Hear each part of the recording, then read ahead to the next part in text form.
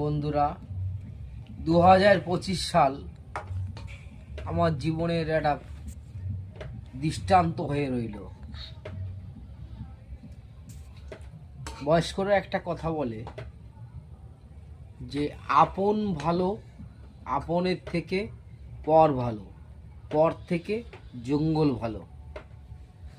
এখন একটু ঘটনা ঘটে গেল আমার জীবনে, যেটা আমি কখনো ভাবতে পারিনি।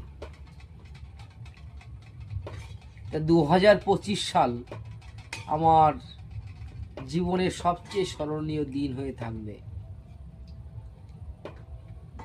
এরকম ঘটনা ঘটে গেছে আমার জীবনে, যেটা আমি কখনো ভাবতে পারিনি।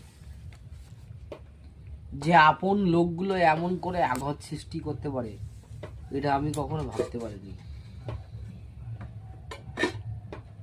তা আমি আশা রাখবো,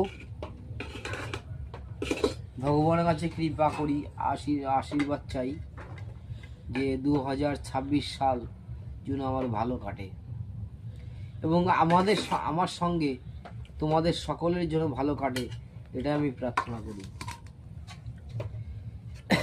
2025 সালে হয়তো মনের ভুলে লোকের কিংবা কারোর মনে আঘাত সৃষ্টি করেছি, সেই রহস্য ভুলে গিয়ে আমাকে 2026 সালে যাতে নতুনভাবে নতুন পথে চলতে পারি, তার জন্য আশীর্বাদ করো তোমার সবাই।